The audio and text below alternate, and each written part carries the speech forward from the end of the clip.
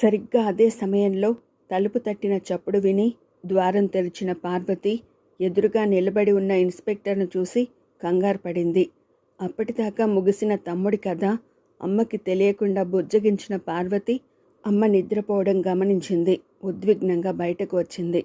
మీ అమ్మగారు గొంతు స్థాయి తగ్గించి అంది. నిద్రపోతోంది. చెప్పాల్సిందంతా సాయంకాలమే స్టేషన్లో చెప్పాను.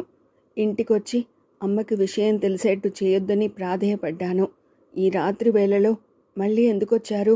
ఆమె కళ్ళ నీళ్ల పర్యంతమైపోతోంది. ఆ వీధిలో కృష్ణ మరణం గురించి తెలిసిన అందరి కాళ్ళు పట్టుకుని ప్రాధేయపడింది.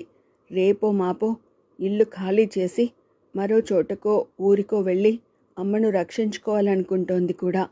రాత్రి 10 గంటలు కావడంతో వీధిలో అంతగా జనసంచారం లేదు. కానీ ఒకటి అర ఇళ్ల ముందు నిలబడి ఎస్ఐతో ఆమె చర్చించడాన్ని గమనిస్తున్నారు కొందరు. కావాలంటే నన్ను స్టేషన్కి తీసుకెళ్ళండి. క్షమించండి, ఆమెను అర్థం చేసుకున్నట్టు నెమ్మదిగా అన్నాడు. మీ స్థితి తెలిసి మిమ్మల్ని మరికాస్త ఇబ్బంది పెట్టాల్సి వస్తోంది. పై అధికారుల ఆదేశంతో మరికొన్ని విషయాలు రాబట్టాలని ఇలా వచ్చాను. అడగండి.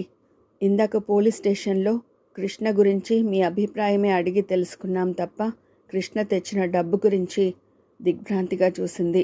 కృష్ణ డబ్బు తేవడం ఏమిటి? వాడు దొంగ కాదు. ఆ వివరాలు ఇప్పుడప్పుడే చెప్పలేం మేడం. కానీ కృష్ణ చాలా పెద్ద మొత్తంలో డబ్బు తెచ్చి మీకు ఇచ్చాడని తెలిసింది. పార్వతి కళ్ళ నుంచి బొటబొట నీళ్లు రాలాయి. లేదు, వాడు డబ్బు తేలేదు. అంత డబ్బే సంపాదించగల సమర్థుడైతే వాడలా కాలి చావాల్సిన అగత్యం లేదు సార్. వెక్కిపడిపోతోంది. ఓ తల్లికి కడుపు కోతని ఉన్న ఒక్కగానొక్క తోబుట్టూకి 100 ఏళ్ల శోకాన్ని మిగిల్చి చితాభస్మంగా మారిపోయిన వాణ్ణి అనుమానించకండి.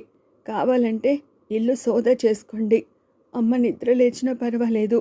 కానీ నిద్ర లేచి అడిగితే నన్ను దొంగగా అనుమానిస్తున్నట్టు చెప్పండి. కానీ మా తమ్ముడి గురించి మాట్లాడకండి. ఆమె మాటల్లోని ఆర్తిని అర్థం చేసుకున్నట్టు చూశాడు ఎస్ఐ.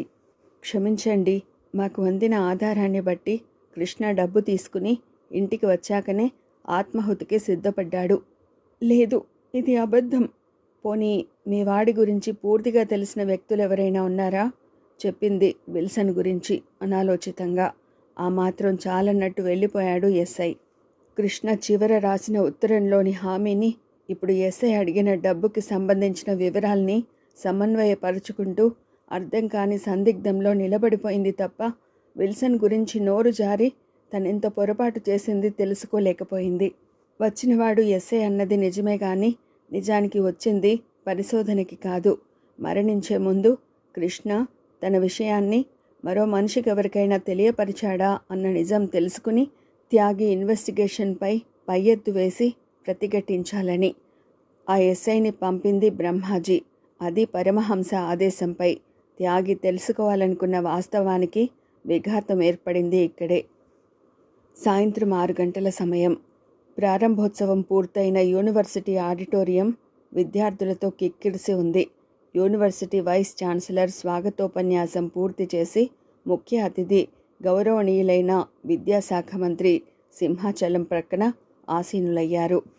ముఖ్య వక్త త్యాగి ఆడిటోరియం ముందు వరుసలో కూర్చున్న సౌందర్యని కానీ, ఇక్కడ మరికొన్ని నిమిషాల్లో ఓ దాడిని ఎదుర్కోబోతున్నానని కానీ ఆలోచించడం లేదు.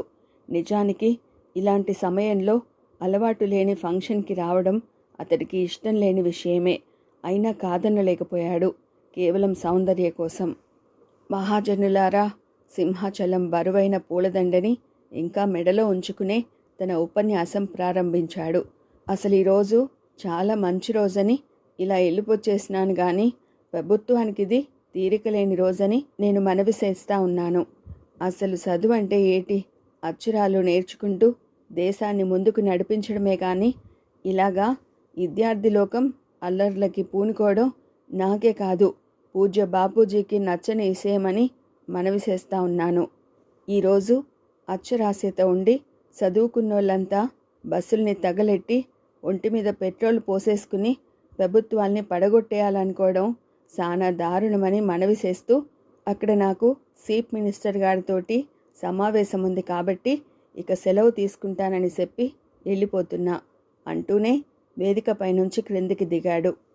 అత్యవసర సమావేశం ఉన్నమాట నిజమే, కానీ ఇప్పుడు విద్యాశాఖ మాత్యుడు భయపడింది తన భాష వింటూ ఏ క్షణంలో అయినా మోతకి సిద్ధపడే విద్యార్థుల గురించే కాదు, స్టేజి మీద ఉన్న త్యాగి గురించి కూడా.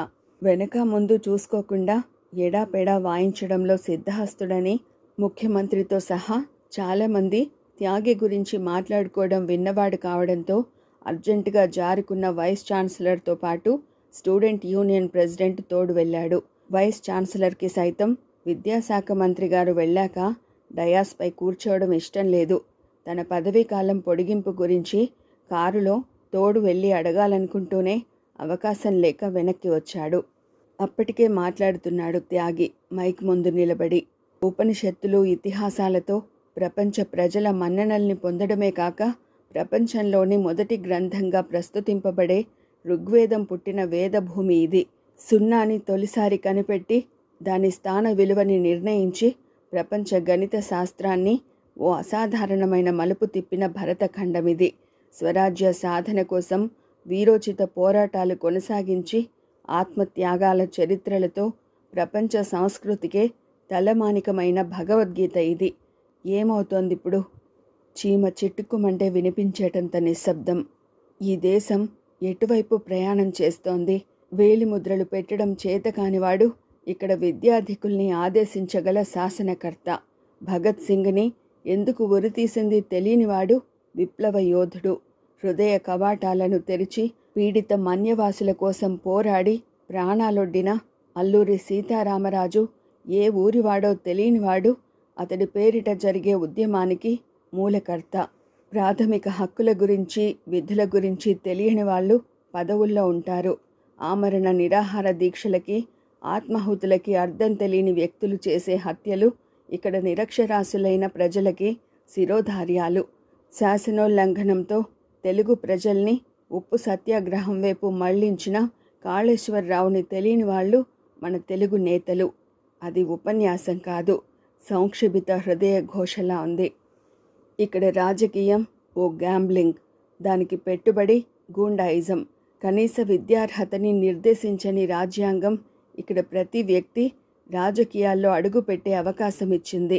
మంచి చెడు విచక్షణ తెలియని అజ్ఞులకి ఇక్కడ ఓటు హక్కు ఉంది. వారు కొనబడే అవకాశంగా పేదరికము ఇక్కడ అనుక్షణం తాండవిస్తూ ఉంటుంది. కాబట్టి అప్రయోజకులు నాయకులవుతారు. ప్రభుత్వాలను ఏర్పరచడానికి మెజారిటీ లేనివాడు ముందు ఓటర్లని కొన్న నాయకులు ఆ తర్వాత ఎన్నికైన సభ్యుల్ని కొంటారు. ఆ కొనడానికి క్యాపిటలిస్టుల దగ్గర డబ్బుని పెట్టుబడిగా వాడతారు. ప్రభుత్వంలో చీలికలు వస్తే వాళ్ల బేరసారాల్లో విఘాతం ఏర్పడితే లోక్సభల్ని రద్దు చేస్తారు. 1000 కోట్ల ఖర్చుతో మరోసారి ఎన్నికలు జరిపించి ఈ దేశంలో పుట్టిన పాపానికి, మీ కర్మకి భారాన్ని మీరే భరించండంటూ సగటు జీవన ప్రమాణం గల ప్రజల బ్రతుకులతో చెలగాటమాడుతుంటారు. Politics is a bloody sport. క్షణమాగాడు. అందుకే ఈరోజు ఓ కృష్ణ హత్య చేయబడ్డాడు. మనిషి వ్యక్తిత్వాన్ని నాశనం చేసే ప్రక్రియ పేరే రాజకీయం. కాబట్టే విద్యార్థులకి రాజకీయ అవగాహన తప్ప రాజకీయ జోక్యం కూడదంటాడు ఓట్టో వాన్ బిస్మార్క్. ఇది ఈ దేశపు సూక్తే కాదు, అన్ని దేశాల రాజకీయాలకి అన్వయించాల్సింది. నది లేని చోట కూడా బ్రిడ్జిలు కడతాననే వ్యక్తి పేరే రాజకీయ నాయకుడన్న నికితా క్రుచ్చేవ్. ఏమీ తెలియకపోయినా అంతా తెలిసినట్టు మాట్లాడేదే రాజకీయమన్న బెర్నార్డ్ షా లాంటి ప్రముఖుల అభిప్రాయము అదే. అప్పుడు చూశాడు త్యాగి. చప్పట్ల మధ్య సౌందర్య వేగంగా డయాస్ పైకి వస్తోంది. స్టేజ్పై ఉన్న వ్యక్తుల గురించి ఆమె పట్టించుకున్నట్టు లేదు. Sorry for little interruption mister Tyagi. అసాధారణమైన మీ విశ్లేషణకి యూనివర్సిటీ క్యాంపస్ తరపున నా అభినందనలు. పత్రికలు ఉండని ప్రభుత్వం కావాలా, లేక ప్రభుత్వం లేకపోయినా పత్రికలు ఉంటే చాలా అనే ప్రశ్న వేస్తే నేను రెండో దాన్ని కోరుకుంటాను అన్నాడు థామస్ జఫర్. అలాంటి ఓ ప్రముఖ పత్రికకి ప్రతినిధి అయిన మిస్టర్ త్యాగి ఈరోజు మా కోరిక మన్నించి ఈ ఫంక్షన్కు రావడం మా అదృష్టంగా భావిస్తున్నాం. కరతాళ ధ్వనులు. త్యాగి వైపు చూసింది ప్రసన్నంగా.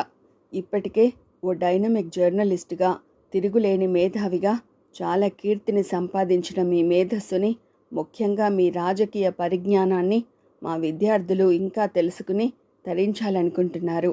అది సభాముఖంగా. ఇది పరీక్ష కాదు. మాకు తెలియనివి కొన్ని తెలుసుకోవాలన్న తపన మాత్రమే. All know is just what I read in papers అంటాడు ప్రముఖ డైనవిల్ రోజర్స్.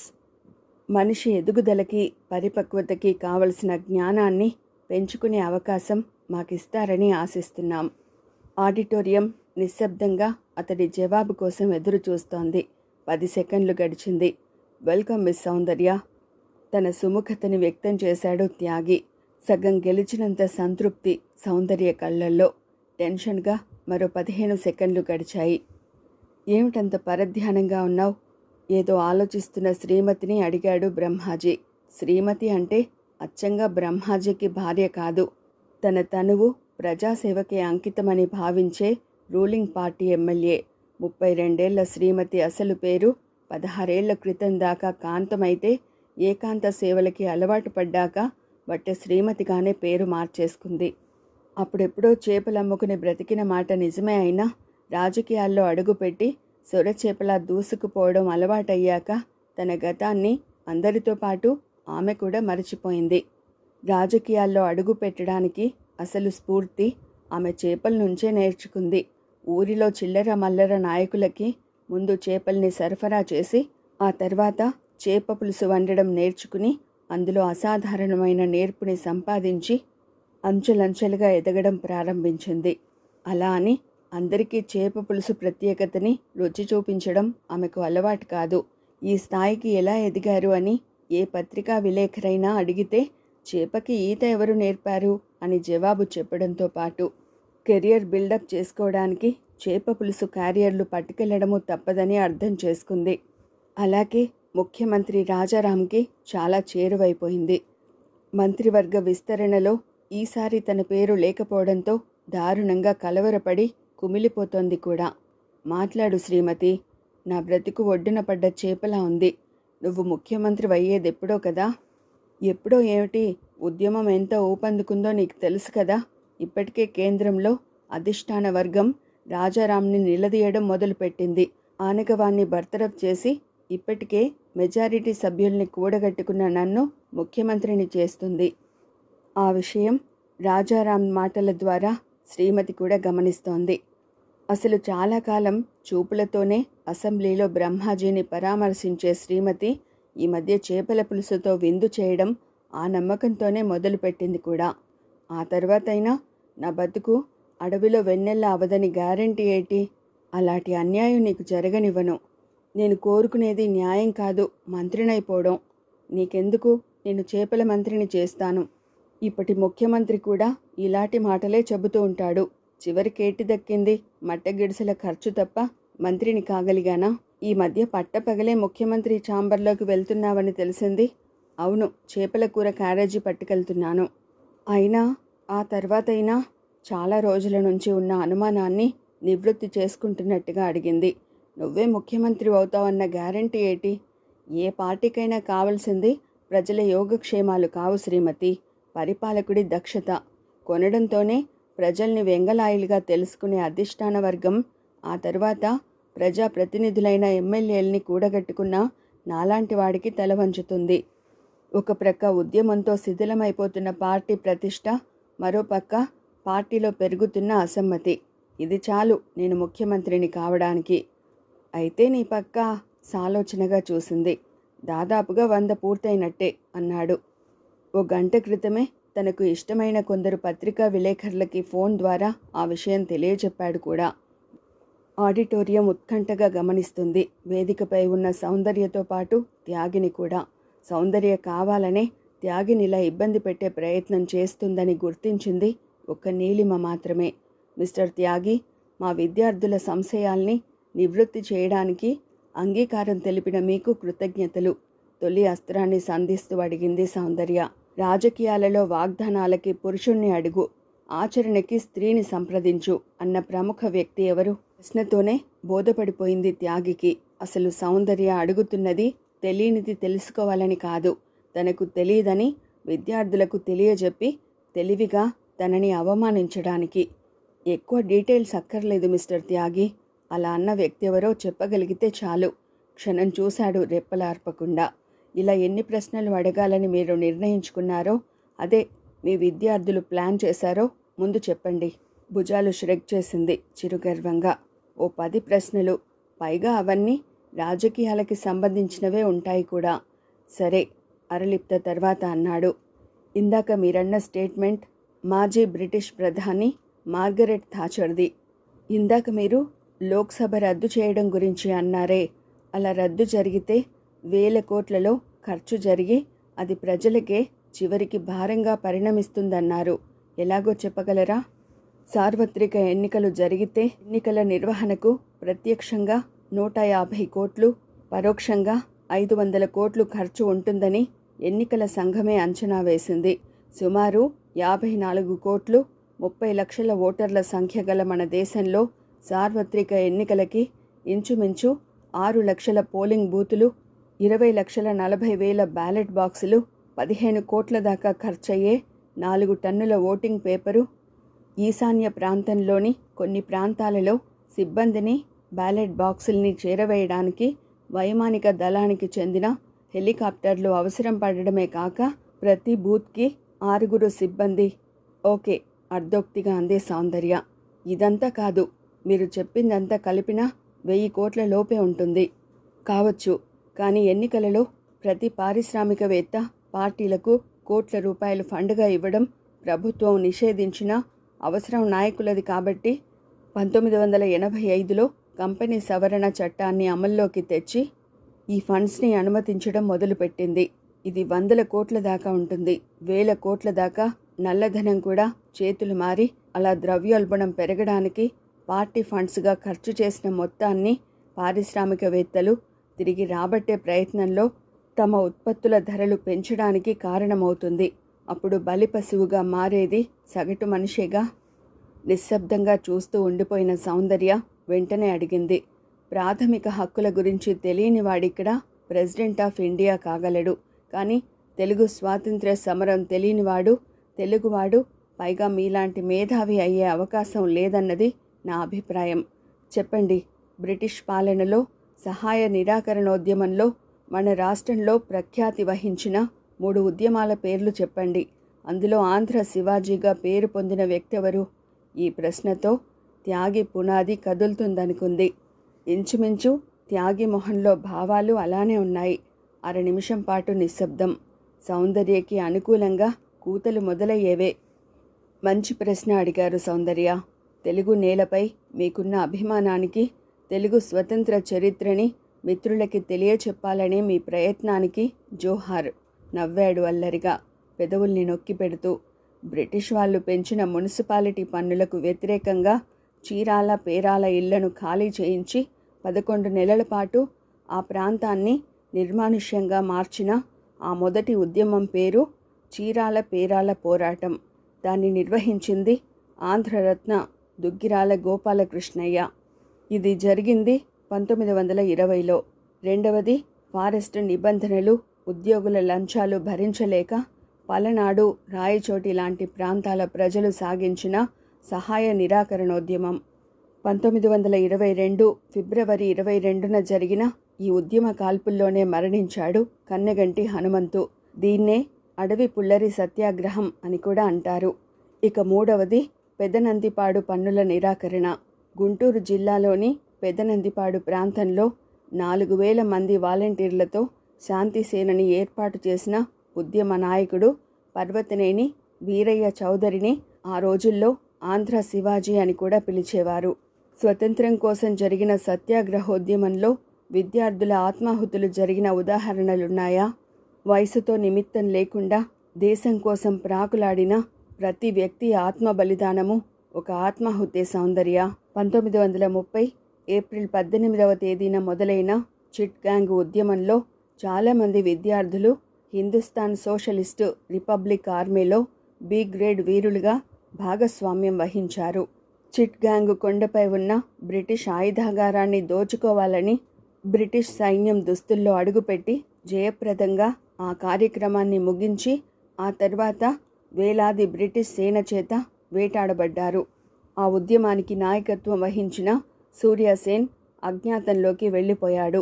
చిట్టగాంగ్లోని స్తర్ఘాట్ ప్రాంతంలో పరిస్థితిని తెలుసుకురమ్మని సూర్యాసేన్ అమరేంద్ర నంది అనబడే 16 ఏళ్ల విద్యార్థిని పంపించాడు. ఆ ప్రాంతంలో అడుగుపెట్టిన అమరేంద్ర అనుకోకుండా పోలీసుల కంటబడ్డాడు. వారి చేతికి చిక్కకూడదని తనకు తానే ఆత్మాహుతిలా రివాల్వర్తో కాల్చుకుని ప్రాణాలు వదిలాడు. రికార్డైన మొదటి విద్యార్థి ఆత్మాహుతి అది. ఆ తర్వాత బెంగాల్ పోలీస్ అధికారి క్రేయగ్ని మరో 2 కాలేజీ విద్యార్థులు చంపాలని రివాల్వర్ పేల్చారు. అక్కడ దొరికిన విద్యార్థి రామకృష్ణ విశ్వాస్ని ఉరితీశారు.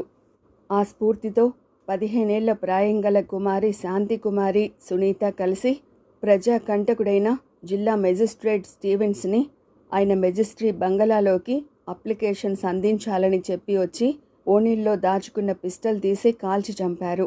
కలకత్తా యూనివర్సిటీలో BA చదివిన కుమారి వీణాదాస్ యూనివర్సిటీ కాన్వొకేషన్కు వచ్చి అధ్యక్ష స్థానంలో కూర్చున్న గవర్నర్ స్టాన్లీ, సుఖదేవ్ ఇంచుమించు అందరూ విద్యార్థి లోకం నుంచి ఉద్యమంలో అడుగుపెట్టి ప్రాణం పోవడం ఖాయమని తెలిసే ఆత్మాహుతిలా పోరాటం చేసిన వాళ్లే. తొణుకు బెణుకు లేకుండా చరిత్రనంతా కంఠస్థం చేసినట్లు మాట్లాడుతున్న త్యాగిని విద్యార్థులంతా అప్రతిభులై చూస్తుంటే ఏ ప్రశ్నతో అతన్ని ఇబ్బంది పెట్టాలా అని సౌందర్య ఆలోచిస్తోంది. సౌందర్య అతడి గొంతులో చిత్రమైన ఆర్తి ధ్వనించింది. కళ్ల ముందు కదలాడుతున్న స్వాతంత్ర సమర చరిత్ర గురించి మరెంతో చెప్పాలన్న తపన కనిపిస్తోంది.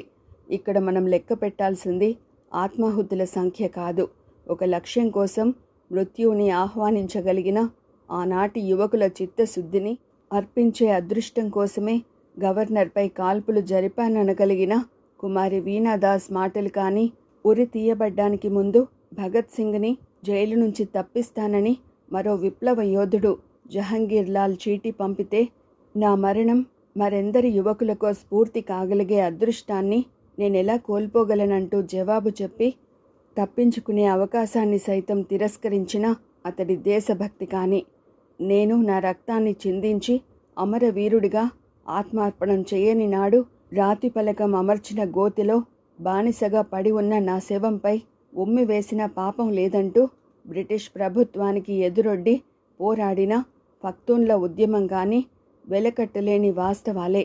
అలాంటి చరిత్ర ఈనాడు వ్యక్తుల స్వార్థపూరితమైన ఆలోచనలతో కళంకితమైపోతోంది. ఆ కళంకాన్ని పెంచి పోషిస్తున్న రాజకీయ నాయకులు ఇప్పుడు తమ అవసరాల కోసం కుర్రాళ్ళ ఆత్మాహుతులకు కారణమైపోతున్నారు. వెల్ మిస్టర్ త్యాగి మాటల్ని అర్ధోక్తిగా ఖండిస్తూ మరో ప్రశ్న సంధించింది సౌందర్య. భారతదేశ ప్రధాని కావడానికి కనీస వయసు ఎంత? 25. భారతదేశ మొదటి ఉప ప్రధాని సర్దార్ వల్లభాయ్ పటేల్. మన దేశంలో మొదటి లోక్సభ స్పీకర్ ఎవరు? జీవి మావ్లింకర్. భారతదేశంలో భాషా ప్రాతిపదికపై ఏర్పడిన తొలి రాష్ట్రం ఏది? మన రాష్ట్రమే. సౌందర్యకి ఉక్రోషం ముంచుకొస్తోంది. అవమానించాలని ప్రారంభించిన ఆమె ప్రయత్నం దురదృష్టవశాత్తు త్యాగి ఇమేజ్ని పెంచడానికి కారణమైపోతోంది. భారత రాష్ట్రపతికి దేశంలో ఫైనాన్షియల్ ఎమర్జెన్సీని విధించగలిగే అధికారాన్ని అందించేది రాజ్యాంగంలో ఎన్నో ఆర్టికల్ 360. అన్హ్యాపీ ఇండియా రాసిందెవరు? లాలా లజపతిరాయ్. రామాభ్యుదయం అనే కావ్యాన్ని రాసిందెవరు? అయ్యలరాజు రామభద్రుడు. ప్రసన్నంగా నవ్వుతూనే వారిస్తున్నట్టు చేతిని పైకెత్తాడు త్యాగి. మీరు ఇప్పటికే 2 నియమాలు అతిక్రమించారు మిస్ సౌందర్య. మొదటిది 10 ప్రశ్నలు అడుగుతానని 11వ ప్రశ్న అడగడం. రెండోది కేవలం రాజకీయాలకి సంబంధించిన ప్రశ్నలంటూ ఇప్పుడు హఠాత్తుగా సాహిత్యం గురించి ప్రశ్నించడం. ఆడిటోరియం ఏ అవకాశం కోసం నిరీక్షించిందో అది కాస్త ఇలా వృధా అయినందుకు అవాక్కైన సౌందర్య చేష్టలుడిగి నిలబడి ఉండగానే నెమ్మదిగా ఆమెను సమీపించాడు త్యాగి. ఎమోషనల్గా కాక మనస్సు పెట్టి ఆలోచిస్తే నేను నువ్వు అవమానించాల్సినంత దుర్మార్గుణ్ణి కాదని నీకు అర్థమయ్యేది సౌందర్య. ఏది ఏమైనా నీ స్నేహితుల ముందు నన్ను మేధావిగా నిలబెట్టావు. అందుకు నా థ్యాంక్స్. డబ్బు, తెలివి ఏదన్నా చేయగల పరపతి ఉన్న నువ్వు చేయాల్సింది చాలా ఉంది. ఇది కాదు. బాయ్. ఓ హోరులా వినవస్తున్న స్టూడెంట్స్ కేకలు కేరింతలు కాదు. త్యాగి అన్న మాటలు ఆమె గుండెల్లో చాలా లోతుగా చొచ్చుకుపోయాయి. అప్పటికే బయటకు నడిచిన త్యాగి చుట్టుముట్టిన విద్యార్థులతో మాట్లాడుతూ తన బైక్ చేరుకున్నాడు. ఇక బయలుదేరేవాడే. సరిగ్గా ఆ సమయంలో ముఖ్యమంత్రి కారు వచ్చి ఆగింది త్యాగికి అభిముఖంగా. Good evening. ముఖ్యమంత్రి గారి పిఏ కారు దిగుతూనే త్యాగిని విష్ చేశాడు. సీఎం గారు మీతో పర్సనల్గా మాట్లాడాలనుకుంటున్నారు. ఆశ్చర్యంగా చూశాడు త్యాగి. రహస్యంలా అన్నాడు పిఏ. ఇది మీరు ఊహించని ఆహ్వానం కావచ్చు, కానీ ఇది నిజం. ఆయన మీకోసం ఎదురు చూస్తున్నారు. మీరు వెళ్ళండి, 10 నిమిషాల్లో అక్కడ ఉంటాను. కారు వెళ్ళిపోయింది. ఇక బయలుదేరేవాడే. అప్పుడు చూశాడు ఆటోలో నుంచి దిగి తన వైపే వస్తున్న లిజీని. మీతో అర్జెంటుగా మాట్లాడాలి. బైక్ స్టార్ట్ చేసి లిజీతో పాటు 1 కిలోమీటర్ ప్రయాణం చేసిన త్యాగి విద్యానగర్ ప్రాంతంలో ఆపాడు. చెప్పండి, మీ తమ్ముడు ఏమన్నా వివరాలు తెలియజేశాడా? ఎంత ప్రయత్నించినా ఒక్క వివరమూ రాబట్టలేకపోతున్నాను. నిజానికి నేను వచ్చింది మరో ముఖ్య విషయం చెప్పడానికి. సాలోచనగా చూశాడు. లిజీ మోహన్లో కదిలే భావాల్ని బట్టి అర్థమైంది. విల్సన్ గురించి కాకపోయినా ఇంచుమించు అలాంటి సమాచారం ఏదో చెప్పబోతోంది. బ్రహ్మాజీ కొంతసేపటి క్రితమే ఫోన్ ద్వారా కొందరు విలేకరులకి ఓ విషయం చెప్పాడు. ఏమిటది? రాష్ట్ర శాంతి భద్రతలు కాపాడలేని ముఖ్యమంత్రిపై విశ్వాసం కోల్పోతుందని, మెజారిటీ ఎమ్మెల్యేల అండతో తను త్వరలో ముఖ్యమంత్రి బర్తరఫ్కి గవర్నర్కు మెమొరాండం అందించబోతున్నానని. ప్రతిపక్షాలు కావు, అధికార పార్టీ ఎమ్మెల్యే ముఖ్యమంత్రికి పత్రికాముఖంగా అల్టిమేటం ఇచ్చాడన్నమాట. అంతకన్నా ముఖ్యమైన విషయం మరోటుంది. బ్రహ్మాజీ ఉద్యమానికి కేంద్రమైన గెస్ట్ హౌస్ని తెలుసుకున్నాను. ఆ ప్రాసెస్లో మరో ఊహించని నిజాన్ని గ్రహించాను. ఎమ్మెల్యే శ్రీమతి ప్రస్తుతం అతడితో పాటు గెస్ట్ హౌస్లో ఉన్న వాస్తవాన్ని చెప్పింది. అప్రతిభుడయ్యాడు త్యాగి. వరుసగా జరిగిన సంఘటనలన్నీ అన్వయించుకుంటూ అన్నాడు. ముఖ్యమంత్రి రాజారాం ఉద్వాసనకే కాక తనకే ఆ పదవి దక్కాలని ఇటు ఉద్యమాన్ని అటు అసమ్మతి వర్గాన్ని బ్రహ్మాజీ అస్త్రాలుగా సంధించబోతున్నాడని అర్థమైపోయింది లిజీ. బ్రహ్మాజీ ఓ నేరస్తుడిగా ప్రజల ముందు నిలబడాలి అంటే మీరు మీ తమ్ముడి నుంచి అసలు విషయాన్ని రాబట్టాలి. ఎప్పుడో కాదు, రేపటికల్లా. అది చాలు. ఎల్లుండికల్లా ఈ ఉద్యమాన్ని బ్రహ్మాజీ రాజకీయ చరిత్రని ముగించే చివరి ఘట్టంగా మారుస్తాను. ఆ ప్రజాద్రోహిని ప్రభుత్వమే కటకటాల్లోకి నెట్టే చివరి అస్త్రాన్ని సంధిస్తాను. మరో తిరుగులేని క్లూ చిక్కినట్టు బయలుదేరాడు. ఇంతసేపు ముఖ్యమంత్రి తననెందుకు పిలిచింది అర్థం కాని త్యాగి ఇప్పుడు తనే సీఎంతో మాట్లాడే అవకాశాన్ని కోరుకుంటున్నాడు.